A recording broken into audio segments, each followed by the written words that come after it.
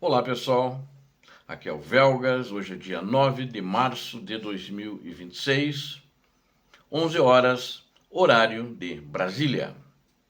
Armadilha mortal em Ivaniske. O que parecia um avanço russo sólido transformou-se em um cemitério de aço e humano em menos de 24 horas.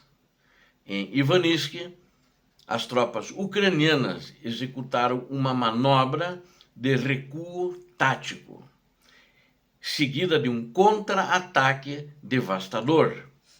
Atraídos para uma zona de fogo cruzado, blindados russos e suas tripulações foram aniquiladas em uma operação que demonstra que, no tabuleiro da guerra, a inteligência ucraniana dita as regras do jogo. Quero convidar a você, que não é inscrito, inscreva-se no canal, venha, junte-se, você bravo guerreiro da verdade, querem ver a verdade, inscrevam-se no canal. Quero pedir a todos que deem um like, compartilhem com as suas redes sociais e façam os seus comentários. Eu conto com vocês. Muito obrigado. Nas últimas horas de ontem, durante o dia, na realidade, isso aconteceu, nas últimas horas em relação a ontem, o setor de Ivaniski, que fica próximo nos arredores de Chasiv Yar, tornou-se o cenário de uma das manobras defensivas da Ucrânia mais brilhantes dessa fase da guerra. Chasiv Yar fica próximo ali, é a cidade maior, é uma cidade pré-guerra que tinha 25 mil habitantes e ela já foi muito atacada. Os russos tiveram grandes perdas ali nos últimos 2 anos, mais de 2 anos que eles tentam tomar Chasiv Yar, mas é uma fortaleza muito boa porque ela fica no local, essa cidade mais alto da região. Os russos não tiveram como entrar, tentaram, chegaram lá no sopé do morro, da montanha, chegaram lá e acabaram sendo expulsos, fica na margem de um rio do canal e tiveram que fugir de lá. A Chasiv Yar continua então na mão dos ucranianos, quase não temos falado, porque os russos deixaram de fazer aqueles grandes ataques de carne moída lá para tirar os ucranianos e conquistar Chasiv Yar, que seria uma grande vitória pela posição topográfica da cidade de Chasiv Yar. Mas então tem essa Ivaniski, que ela fica próxima, eles tentaram tomar, E enquanto o comando russo acreditava ter rompido a resistência, ou seja, eles atacaram, eles acharam que romperam a resistência, na verdade estavam entrando direto na boca do lobo. A estratégia foi uma manobra que a Ucrânia fez, foi de uma frieza cirúrgica. As tropas ucranianas simularam uma fragilidade, cedendo terreno metodicamente. O inimigo russo, faminto por uma vitória rápida, achou que tinha rompido, porque os ucranianos recuaram, deixaram eles vir. Ele avançou com colunas de blindados, sem saber que o solo sob seus pés já estava condenado de antemão. Eles entraram numa armadilha preparada pelos ucranianos. Ao entrarem no coração da vila, aí o cenário mudou.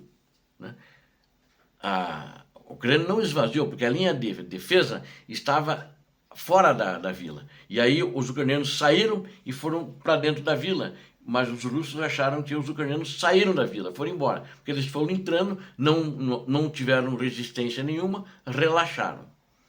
E aí, justamente quando eles entraram no coração da vila, no centro da vila, aí era silêncio e eles estavam confiantes, virou o inferno. Aí veio o combate, real, verdadeiro, cruel, violento. Drones ucranianos coordenaram um ataque em tempo real. Primeiro, Minas paralisaram os veículos da liderança, ou seja, os veículos que vinham liderando a coluna russa. E aí eles foram destruídos e travaram o resto da coluna. A coluna não podia avançar, mas eles bombardearam também com drones a retaguarda. Eles não podiam manobrar para fugir. Ficaram à mercê dos ucranianos, dos drones ucranianos e da artilharia ucraniana. Depois a precisão dos canhões Bushmaster, porque aí entraram os blindados Bradley americanos que têm canhões denominados, o nome deles é Bushmaster, E aí esses blindados que são de fabricação, são ucranianos, né? Mas são blindados de fabricação americana. A Ucrânia recebeu esses Bradley ainda no governo Biden, e aí começou a cortar o aço russo com esse canhão, né? Primeiro paralisaram a frente da coluna e a retaguarda, aí vieram pelos flancos, eles ficaram em fogo cruzado, e aí é como cortar aço mesmo com o fogo do canhão ucraniano e os blindados russos imobilizados. Então as tripulações tentaram pular fora, fugir, mas onde eles olhavam tinha ucraniano de todos os lados, né? Então não tinha para onde fugir, né?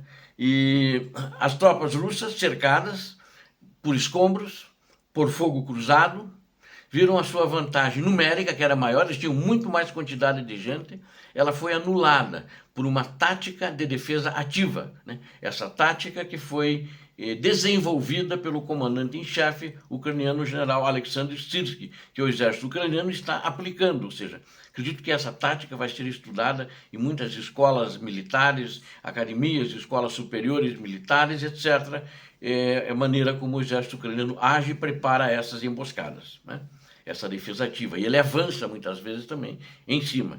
Ou seja, esse foi um impacto estratégico na Rússia, para a Rússia isso, né? Não foi apenas um combate local. Essa vitória em Ivanivsk, porque ela trava o avanço do exército russo justamente. Eu quis falar em Chasiv-Yar no começo, que era próxima, ele trava o avanço russo em direção a essas colinas estratégicas da cidade de Chasiv-Yar. A cidade está em cima dessas colinas, né? É uma cidade antiga ucraniana, né? Então, se Ivanivsk cai, a porta se abre. Mas enquanto a Ucrânia conseguir executar manobras de flanco como esta, permanecerá, a porta vai estar trancada, com sangue e coragem. E é isso que os ucranianos demonstraram que têm a capacidade de fazer, e os russos tiveram muitas baixas ali e perda total em blindados, ou seja, nenhum blindado saiu, né? Foram todos, viraram ferro retorcido e metal, aço queimado. É isso que eles viraram. Vai ser um bom mercado para, como é que chama? Aqueles bagulho para ferro que vendem ferro velho, né? Para esses negócios de ferro velho. A Ucrânia vai ter, porque ela tem lá na Ucrânia de ferro velho, de tanque sucata, né? Para sucata de aço. Tem mais de 34 mil blindados que foram destruídos e estão jogados lá em diversas cidades, em todo o teatro de operações. Os russos não perderam apenas equipamentos caros, né? Mas o ímpeto de uma ofensiva que tinham planejado ali em Ivanivsk há semanas. E aí eles iam partir justamente para Chasiv-Yar, para aquelas colinas onde fica essa região, né? E o diferencial aqui, acho que tem que dar por soldado, né?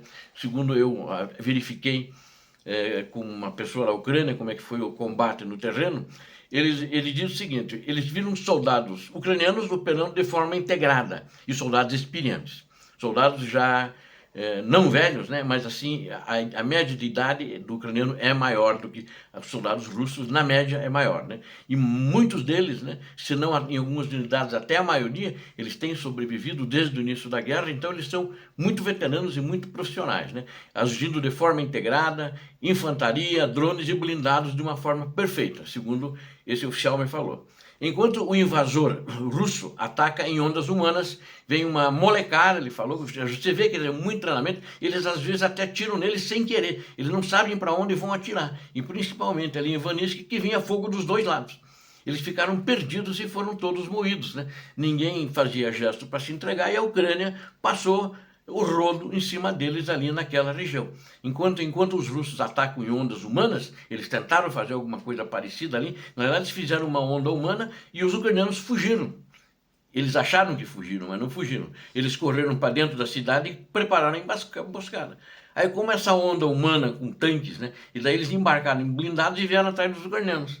E aí, ao chegar lá, foram parados no centro da cidade e não tinham nem para ir. A Ucrânia entrou na cidade, mas manobrou pelos flancos, eles não tinham escapatória. E isso é importante, na minha conclusão aqui, que Ivanivsk é um lembrete de que na guerra, a força bruta, sem estratégia, é apenas um caminho mais rápido para a derrota.